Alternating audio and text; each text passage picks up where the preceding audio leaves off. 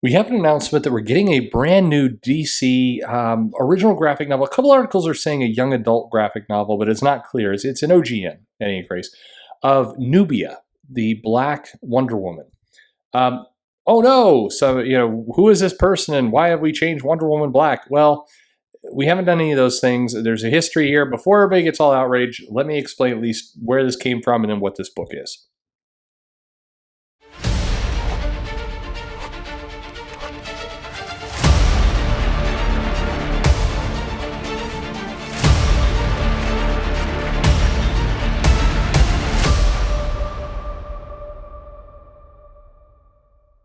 Hey everybody, this is Perch. A couple articles going around today around Nubia because DC announced Nubia Real One. It's a upcoming OGN from writer L.L. McKinney, artist Robyn Smith, Brie Henderson, Bex Glendining, that is around quote unquote the Black Wonder Woman. The articles are being written of Wonder Woman's twin sister, Nubia.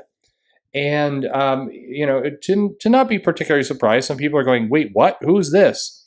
And is this 5G? And the answer is no. It's an OGN. It's a done-in-one book, and Nubia is in theory, it's a Diana's twin sister. But here's where some history kind of comes into effect. So let's just pause. We'll come back to the article in a minute because a lot of people are already pointing to some comments in the interview that the writer is saying that it's all black all the time. That's not exactly what she said, but anyway, there's a lot of people are picking up the quotes. Let me get into where this all came from, because before you run off and say, "Oh no, they're turning Wonder Woman black," it's important to note that Nubia made her debut in 1973, and depending on how you count the years, Nubia is either the kind of first kind of major DC black superhero, female superhero, or it's Bumblebee. But based on the years, I think it's Nubia's really probably deserves that title a little bit more.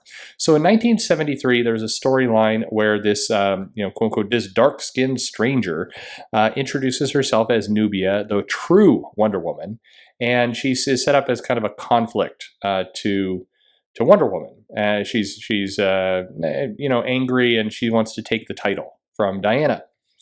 And so this goes on for a couple issues. And then we get a flashback to reveal that Hippolyta had basically formed not one, but two babies from clay. One with dark clay, one with light clay. And the one that we knew, the Diana, was the light clay, and the dark clay was Nubia. And Mars, the god of war, abducted Nubia.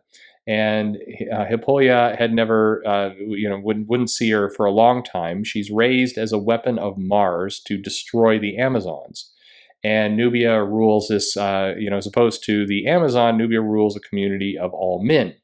And she is the queen, the head of this floating island. So eventually, Nubia's origin is revealed, and they kind of go back and forth, and then Nubia is served as like an antagonist for a little bit of time, and then eventually they kind of come together, and we don't really hear much from her after that. She has a very short-lived career, and then she basically manages. So then, in several years later, they have Crisis, and Nubia is erased. You can't say whitewash. She's crisis washed away, and there is no Nubia.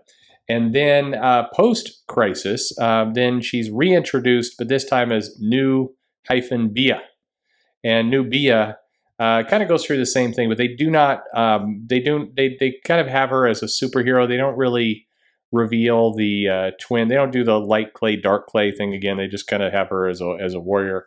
And then she shows up in a bunch of issues, and John Byrne uses her in his run, and basically she's a hero. So that's more or less how the character is handled in the core DC universe. And then after that point, we really didn't see much of her. She's kind of been MIA for a while. Every now and then, there will be some appearance. In more recent times, she showed up in both Earth 1 and in. But Earth 1 is weird because there She shows up as an advisor to Hippolyta and second in command, but it also is she's kind of in a romantic relationship with her, which would be strange if we were still going with the, Hippolyta had made her out of clay as a baby. That'd be kind of weird. She was in the Injustice comic book, and then she was along with the Black Superman. She was a Black Wonder Woman in Earth 523, Earth 23. Sure.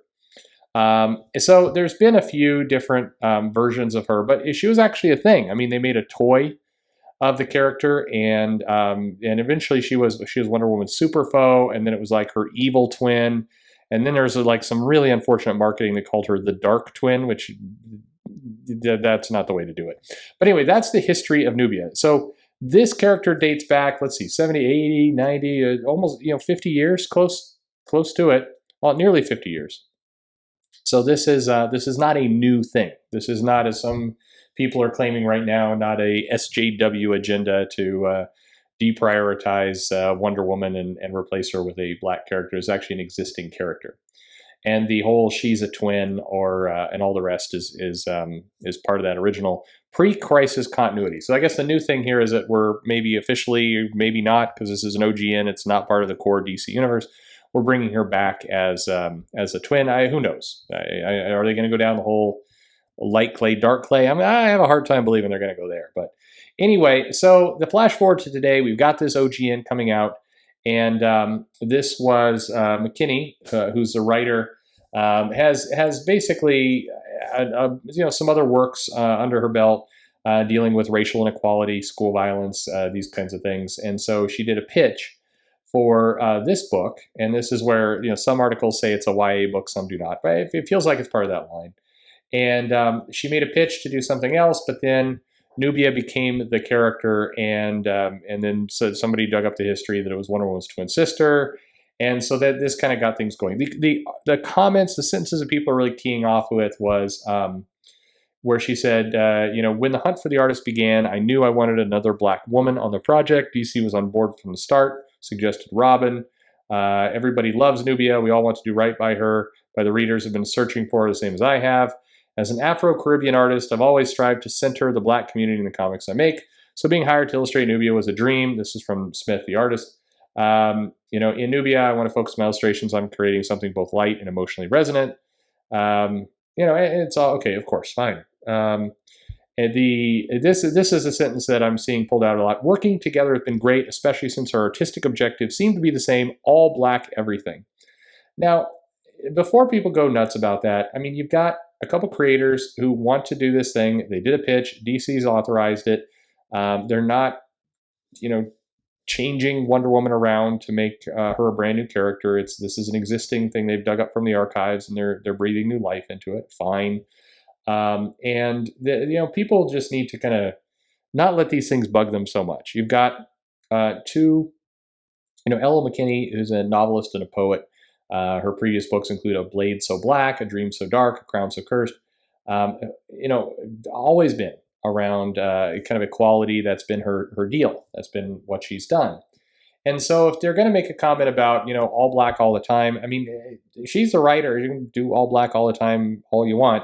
DC's still publishing a white Wonder Woman, and, they're not getting rid of that. So, I mean, it kind of comes down to you can buy it or you don't. I know this is going to get a bunch of people outraged, and I know we're supposed to get all pissed off about these kinds of things. But at the end of the day, creators are making this, and they're not taking anything away. And I think that's the thing. If you're angry about this, just ask yourself this: are they taking anything away from you, or is this book just something that you can choose to ignore or not ignore? It's your call. And if you want to be mad, I'm not going to stop you. But at least be mad with some knowledge that this isn't a brand new character, isn't something that somebody breathed to life, last month in an attempt to get rid of white power. This is an existing character. I mean, I give them points for digging back into the 70s and bringing some of these existing characters to life. One of the frustrations I have with Marvel and DC and many is that they don't go into their legacy. They have these different ethnicities, these different gendered superheroes. They have all this stuff, but rather than utilize their history, they invent new things, and they're constantly just kind of reinventing the wheel. That part drives me crazy. So I for one, am glad hey, go nuts here. You're bringing something back to life. Easy to ignore. It's out of main continuity. This doesn't seem like it's something to get really outraged about. But your call, of course. What do you think? Are you mad? Do you care? Are you going to read this? Are you interested in it? You let me know in the comments below. Like, subscribe, introduce to a friend, get them educated about what all this stuff is. That would be cool. And otherwise, hey, oh, I forgot. Twitter, Facebook, Comic Perch. Now, hey, thanks for listening.